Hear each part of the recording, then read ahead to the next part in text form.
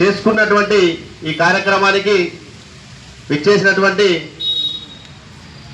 Artisan unmanned పీసెడ్ కార్మికులందరికీ నా యొక్క నమస్కారాలు. అలాగే ఈ కార్యక్రమానికి విచ్చేసినటువంటి ఐఎఫ్టియు రాష్ట్ర కార్యదర్శి శ్రీనివాస్ గారికి, వారి మిత్ర బృందానికి, అలాగే ఈ కార్యక్రమానికి విచ్చేసినటువంటి భారతీయ మజ్దూర్ సంఘ్ కార్మిక నాయకులకు, కార్మిక సోదరులందరికీ నా యొక్క నమస్కారం.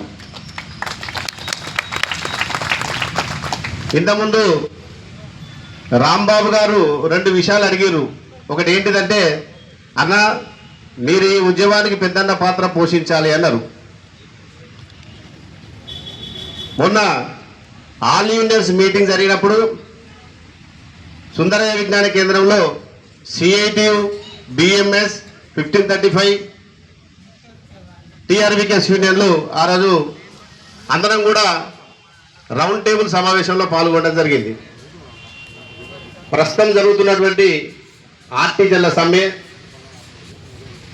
మేనేజ్మెంట్ వైపు నుంచి వస్తున్నటువంటి ఒత్తిడులు, మనం ఏం చేయాలి, ట్రేడ్ యూనియన్స్ ఏం చేయాలి? ఎందుకంటే ఈరోజు ఆర్టిజన్ అన్మ్యాన్డ్ పీసెడ్ కార్మికులు ఈరోజు రోడ్డు మీదకి వచ్చారంటే అది కేవలం ట్రేడ్ యూనియన్స్ సపోర్ట్ తీసుకొని, ట్రేడ్ యూనియన్స్ మేము మీ వెంట ఉంటేనే మేము ఉంటాం, మీరు పోయి ధర్నాలు చేసుకోండి, మీరు స్ట్రైక్ చేయండి అని చెప్పినందుకే ఇలా రోడ్డు మీదకి వచ్చారు. అది వాస్తవం, ఎంతైనా ఒప్పుకోవాల్సిందే. ఎందుకంటే ఆ రోజు ఎన్పిడిసిఎల్ కార్యాలయం ముందు అన్ని యూనియన్ల కార్మిక నాయకులు అందరూ కూడా 8వ తారీఖు 9 గంటల నుంచి మీరు అందరూ కూడా సమ్మెలకు పోవాలని చెప్పేసి మిమ్మల్ని కోరడం జరిగింది. మేము ఎంటుంటాం, మీకేముంటాం, మేము ఉన్నాం, మాది బాధ్యత అని చెప్పి మిమ్మల్ని సమ్మెలకు పంపడం జరిగింది. ఆ రోజు నాకు ఎప్పుడైతే స్ట్రైక్లో పోతామని చెప్పేసి జేఏసీ తరఫున వచ్చి నాకు లెటర్ ఇచ్చారో ఆ రోజు నుంచి ఈ రోజు వరకు నేను అదే స్టాండ్ మీద ఉన్నా. దురదృష్టకరం ఏంటంటే కొన్ని ట్రేడ్ యూనియన్స్ ఈరోజు మేనేజ్మెంట్ కొంచెం స్ట్రిక్ట్గా ఉన్నది, ప్రభుత్వం గట్టిగా ఉన్నది, ఇలా మనం సపోర్ట్ చేసే పరిస్థితి లేదు, మీరు ఉద్యమాన్ని వెనుకకు తీసుకొని స్ట్రైట్లకు వెళ్ళి బంద్ చేసుకొని వస్తేనే మీతో చర్చలు చేస్తారట, మీరు రండి అని చెప్పి చెప్పడం జరుగుతుంది. వాళ్ళు కూడా ఒకసారి ఆలోచించుకోవాల్సిన అవసరం ఉన్నది. ఈరోజు వీళ్ళు ఈడ 9 రోజులు సమ్మెలో కూర్చోవడానికి కారణమే మనం. ఈరోజు 9 రోజుల సమ్మె, ఈరోజు ఎంతమంది చెప్పినప్పటికీ కూడా 95% కార్మికులు వచ్చి ఇలా సమ్మెలో పాల్గొంటున్నారు. ఏ ప్రలోభాలకు లోపడకుండా అందరు వచ్చి కూడా దాదాపు 96% కార్మికులు అందరూ కూడా వచ్చి ఇలా సమ్మెలో పాల్గొంటారు. ఒక్కటి గుర్తుపెట్టుకోవాలి, ఇప్పుడున్నటువంటి ప్రభుత్వం ఎద్దు ఏడ్చిన రాజ్యం, రైతు కన్నీళ్లు పెట్టిన రాజ్యం, శ్రామికుడు బాధపడ్డ రాజ్యం కూడా మనుగడలో ఉండదు. అది గుర్తుపెట్టుకోవాలి. ఈరోజు ఎందుకు అడుగుతాను మనం, ఆ రోజు గౌరవ ఉప ముఖ్యమంత్రి వర్యులు సిఎల్పి నాయకులు ఉన్నప్పుడు ఆదిలాబాద్ నుంచి వారు పీపుల్స్ మార్చ్ పాదయాత్ర చేస్తున్నప్పుడు చెప్పారు, రేపు మా ప్రభుత్వం కనుక వస్తే ఆర్టిజన్ కార్మికులందరినీ కూడా రెగ్యులర్ ఎంప్లాయీ చేస్తాం, ఐలోని సబ్స్టేషన్లో కూడా అప్పుడు కాంగ్రెస్ నాయకులు మాట ఇవ్వడం జరిగింది. ఆ మాటలు ఏవైతే ఉన్నాయో, సరే గత ప్రభుత్వం వల్ల మేము మోసపోయినాం, ఇప్పుడు ప్రజాప్రభుత్వం వస్తే మేము చేస్తా అంటారు, వీళ్ళు వస్తే మాకు న్యాయం జరుగుతుందనే ఉద్దేశంతో ప్రతి ఒక్కరు కూడా ఈరోజు ఈ ప్రభుత్వం రావడానికి వీళ్ళందరూ కూడా పాత్ర పోషించారు. కానీ ఇలా ప్రభుత్వం మర్చిపోయింది. ఆ రోజు మాకు మాట ఇచ్చారు, మాకు రేపు మా జీవితాలు బాగుపడతాయి, మేము అందరం కూడా పర్మనెంట్ ఉద్యోగులం అవుతామని చెప్పేసి అనే కోరికతోటి వాళ్ళు 2 సంవత్సరాలు కూడా వెయిట్ చేసుకుంటూ ఉండడం జరిగింది. మధ్యలో ఈ 10 సంవత్సరాల క్రితం ఏదైతే స్టార్ట్ అయిందో ఈ ఆర్టిజన్ ఉద్యమం, ఆ ఉద్యమం ఒక్కొక్క నాయకుని చేతులకు వెళ్ళి మారుకుంటూ ఈరోజు ఈ స్వరూపానికి వచ్చింది. ఉద్యమం ఎక్కడ కూడా ఆగలే, 10 సంవత్సరాల నుంచి ఉద్యమం ఉన్నది, కానీ దాన్ని లీడ్ చేస్తున్నటువంటి నాయకుడు మారుతాడు, కాలం మారుతుంది, ప్రభుత్వాలు మారుతాయి, కానీ ఉద్యమం మాత్రం ఆగుతలేదు. ఎందుకు? మేము రెగ్యులరైజ్ చేస్తలేరు కాబట్టి. కేవలం ఇదే సెంటిమెంట్ తోటి 3 సార్లు మిమ్మల్ని మోసం చేసేది, ఇది 4వసారి నాకు తెలిసి. ఇక మిమ్మల్ని మోసం చేస్తా అంటే మనం ఊరుకునే పరిస్థితి లేదు. నిజానికి మీరు నోటీస్ ఇవ్వకముందే, మీరు స్ట్రైక్ నోటీస్ ఇవ్వకముందే ఇవ్వట్టు మేము 25 ఫిబ్రవరి రోజు మేము కలెక్టర్లకు లెటర్ ఇవ్వడం జరిగింది. దేని గురించి అంటే, ఫిబ్రవరిలో 8, 9 తారీఖులో ఆల్ ఇండియా బిఎంఎస్ మీటింగ్ జరిగినప్పుడు ఆ మీటింగ్లో దేశంలో ఉన్నటువంటి కాంట్రాక్ట్ కార్మికులందరినీ కూడా రెగ్యులరైజ్ చేయాలనే ఉద్దేశంతో తీర్మానం చేసి ఫిబ్రవరి 20వ తారీఖు రోజు కలెక్టర్ల ద్వారా ప్రధానమంత్రి గారికి పంపించడం జరిగింది. నేను ఆ రోజు మీకు మీటింగ్లో చెప్పిన వీళ్ళకి పాయింట్ ఉంటే చూడు Rambabu. Observation of artisan as regularise Telangana power utilities. ఎందుకంటే బయటి ప్రభుత్వ రంగ సంస్థలలో ఆర్టిజన్లు లేరు.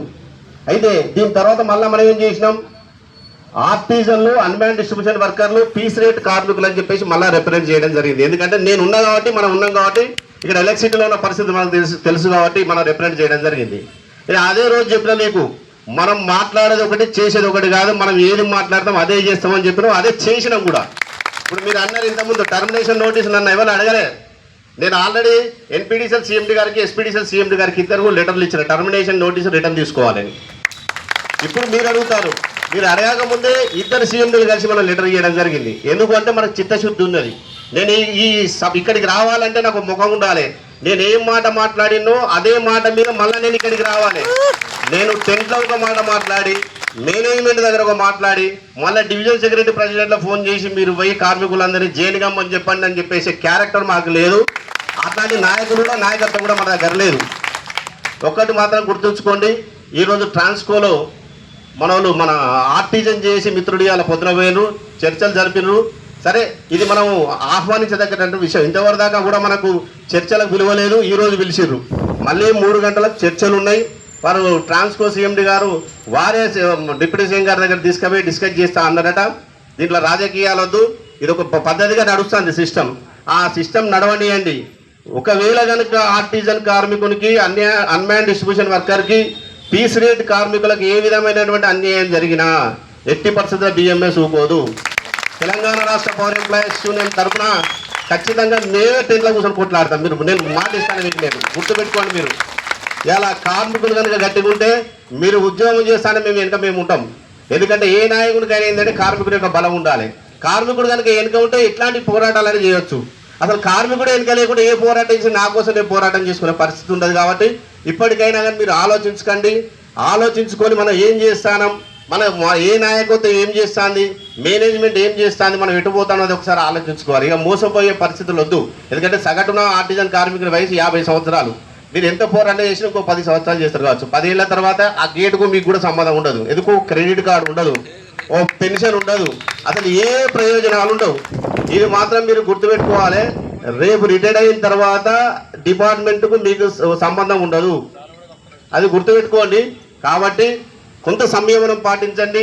రెగ్యులర్ ఎంప్లాయీస్ని మీరు కామెంట్ చేయడం కానీ వాళ్ళతో పాటు విభేదాలు వద్దు. ఎందుకంటే అందరం కలిసే ఈ వ్యవస్థలో పనిచేస్తాను. ఈరోజు రెగ్యులర్ ఎంప్లాయీస్కి ఎవరైతే ఉన్నారో ఆర్టిజన్, అన్మ్యాన్డ్, పీస్ రేట్ వర్కర్లు కనుక లేకుంటే రెగ్యులర్ ఎంప్లాయీస్ పనిచేసే పరిస్థితులు లేదని నేనే చెప్పిన. కానీ మన అందరం సోదరులం, ఒకరికొకరు మనం సాయం చేసుకుంటేనే మనం ఈ వ్యవస్థలో మనం మనుగడ సాధిస్తాం. మనం ఇప్పుడున్న పరిస్థితుల్లో కలుపుకపోవాలి, అందరం కలిసి పనిచేయాలి. ఒకరికొకరు సాయం చేసుకుంటేనే మనం ముందు పోతాం తెలియజేసుకుంటూ, నేను ఒకటే చెప్తానా, భారతీయ మజ్దూర్ సంఘ్ తెలంగాణ రాష్ట్ర పవర్ ఎంప్లాయీస్ మీ వెనుకనే ఉంటుంది, మీతో పాటే ఉంటాం. ఈ రోజు మాట్లాడమాట చివరి వరకు ఉంటుంది. నేను భగవంతుని కోరుకునేది ఏంటి అంటే ఖచ్చితంగా కూడా మీరు అనుకున్నటువంటి సమస్యలన్నీ కూడా సాల్వ్ కావాలి. ఆ సాల్వ్ అయ్యి మీరు సంతోషంగా విడ్రా కావాలి. ఈ సమ్మెను నేను మనస్ఫూర్తిగా కోరుకుంటున్నా. దాంతోపాటుగా చివరి వరకు మీతో ఉంటామని తెలియజేసుకుంటూ, మీరు ఇంత కమిట్మెంట్ తోటి మీరు చేస్తున్న ఉద్యమం ఏదైతే ఉన్నదానికి ఉద్యమం అభినందనలు తెలియజేసుకుంటూ, టర్మినేషన్ నోటీసులకి భయపడాల్సిన అవసరం లేదు. ఒక్కటి గుర్తుపెట్టుకోండి, మీరు ఈ స్థితికి రావడానికి కారకులే ట్రేడ్ యూనియన్ నాయకులు.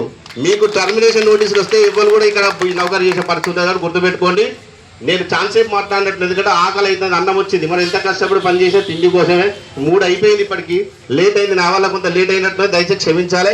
మీరందరూ కూడా అక్కడికి వచ్చి ఆ టెంట్ కాడికి వచ్చి భోజనం చేయాలని చెప్పి కోరుకుంటూ, నాకు ఈ అవకాశం ఇచ్చినందుకు మీ అందరికీ కూడా ధన్యవాదాలు తెలియజేసుకుంటున్నాను. Thank you.